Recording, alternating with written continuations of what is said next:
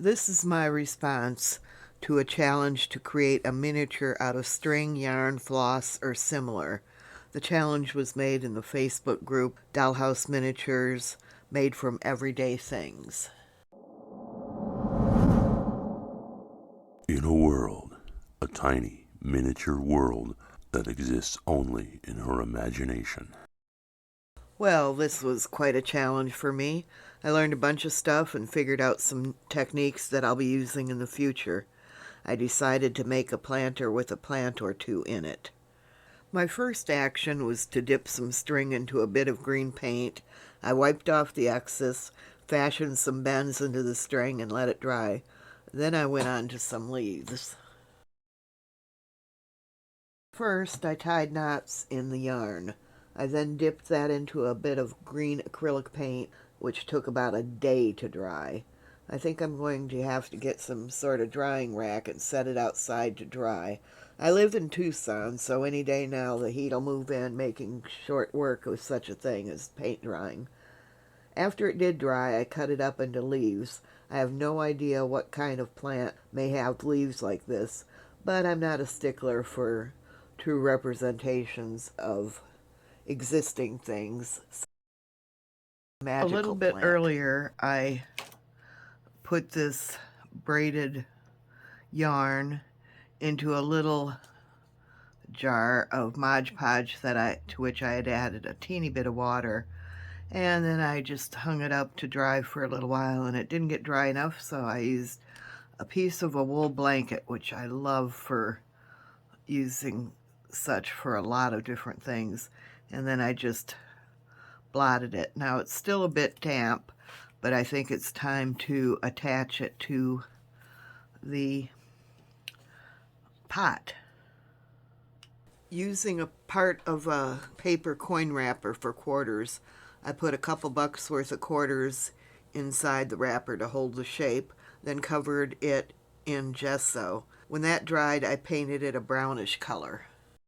This is the base of the pot, which you saw pictures of a quarter roll. I gessoed it and then put this brownish paint on it just to give a background other than white to the yarn. And now I'm just going to roughly measure where the top of this will be by just taping around here. Let me get that tape straight.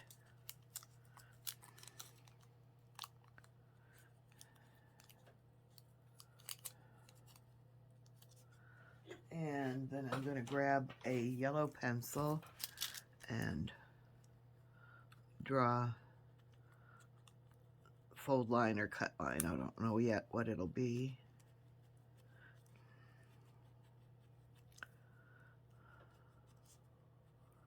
I'm pretty picky about measuring things and getting things all lined up, so deal with it.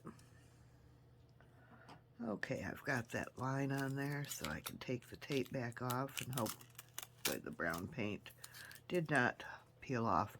Now I think I'm going to use this even though it's a little bit damp, and I'm gonna have my paintbrush here, my glue brush anyway. I'll dry it off. I keep it stuck in water. This is an old brush that's not real good for painting any longer, so it's great for doing rough stuff. And I'm gonna get a little, well, yeah, I'm gonna use Mod Podge straight from the jar because that'll be a little more dependable. And I guess I need to get rid of that. Okay.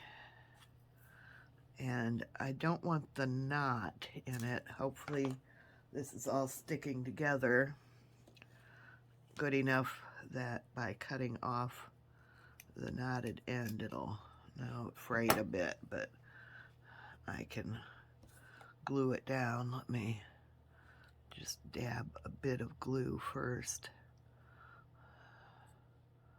on the frayed ends and squeeze them together.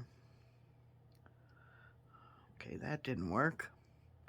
So let me just put some glue on the base of the planter and hope that sticks. Seems like it's gonna, so let me put a little more glue down here.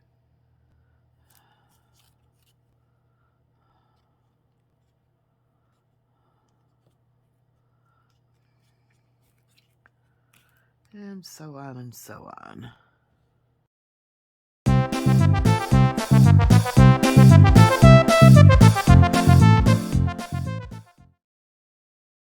Then it was time for the tedious job of cutting off the excess part of the coin wrapper. I tried my regular large scissors, then an X-Acto knife, and then finally nail scissors, and finally got the top of the pot cleaned up. While the yarn braid was drying on the pot, I wet another piece of braid, wrapped it around a 6-inch mesh container to get the kinks out. Boy, I wish I could get the kinks out of my body so easily. And then I painted it pink using an old paintbrush. I next glued the pink braid to the top of the pot and held it in place with bobby pins as it dried. I then cut a quarter-size circle out of chipboard, painted it brown on one side, and glued it into the bottom inside of the pot. And this is what it looked like at that point. And now it's time to start filling the pot. In our tool shed, I found this nut which has a diameter a bit smaller than a quarter. I'm going to run a bit of glue on it. I'm using Tight Bond Quick and Thick Multi-Surface Glue in a needle tip squeeze bottle. A few weeks ago I tried a few glues and find I like the thickness of the Tight Bond PVA glue because it doesn't take as long to dry as the others I tried. And it's a reasonable price. So now I'm off to figure out what else to fill the pot with so I can add the plant stems and leaves. On top of the nut in the bottom of the pot, I added some shreds of a cotton ball and painted it green. I started this without you. I glued some of the stalks along one side of the pot, but they kept flopping over, so I put a stick across the pot to hold the stalks up while the glue dried. This is some string that I had dipped in paint earlier, a couple days ago, and then let it dry and then kind of scrunched it all up so it would move like vines or be in shapes of like vines. And I'm going to do some sort of plant with these, so let's see what we do. Using green nail polish, I attached one piece of the fine green painted string to another. After the attached vine dried, it was time to add some weedy looking leaves. I used 1/16 of an inch flakes of the green painted yarn, dipped them in a bit of the green nail polish, and stuck them to the vine.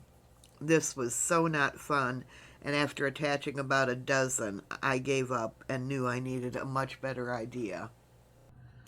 Okay, now I'm going to try a different approach to adding leaves. As you can see, I've got some teeny drops of nail polish on there. I just did one drop, and I'm going to go back, add some drops to the part I haven't added drops to yet. Oh, okay. Get rid of that thread in a moment.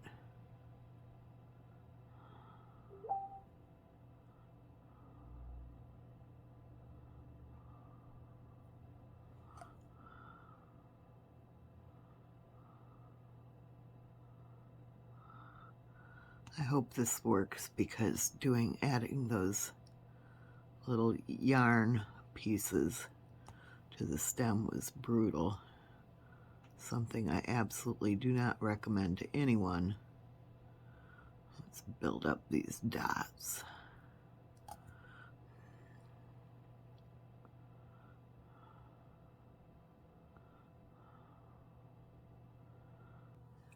And I'm trying something else. I just started this off camera, but the nail polish drops are not quite dry, but I can kind of pull them up with this stick to give them some more dimension.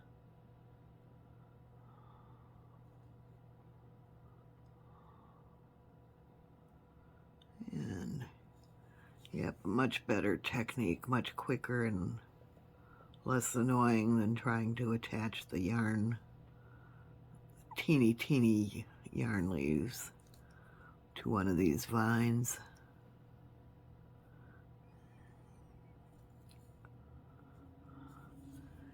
And I think it's time to add a little bit more nail polish leaves.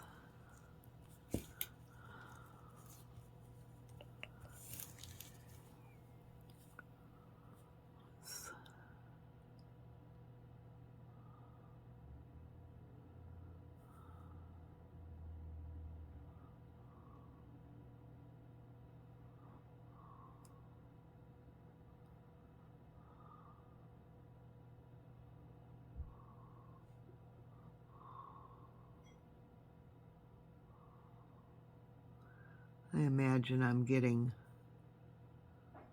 threads in this on this nail polish brush, but this is not a color I will ever wear again, so I don't really care. But if you do something like this, you might want to get the cheapest nail polish you possibly can to do such a thing with.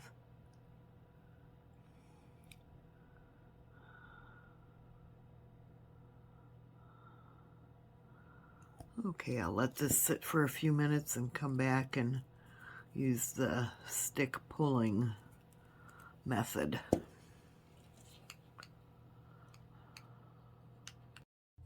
And now it's time to add my 5 mini vines with the nail polish leaves. I continued gluing in the dotted leaf vines. Boy, I wish it had been this quick in real life. And that ought to be it. So let's just get it off the wax paper, get it positioned there, show you the sides and the back and everything. So here it is in all its glory, the ugly duckling of miniature potted plants. Unless you're a crafting masochist, I don't recommend trying this at home. I know there are far easier and more fun ways of making mini potted plants, so that's what I'm going to do in the future. I imagine that you, like me, learned a couple what not to do's, but I wanted to try my hand at this challenge. I'm not sorry I did this, though I would have much preferred spending the time on the miniature kitchen remodel build I am going to do next. I'll be back as soon as I can to get started on my mini model of how I want to remodel my kitchen. So please take a moment to like, subscribe, and comment. Thanks.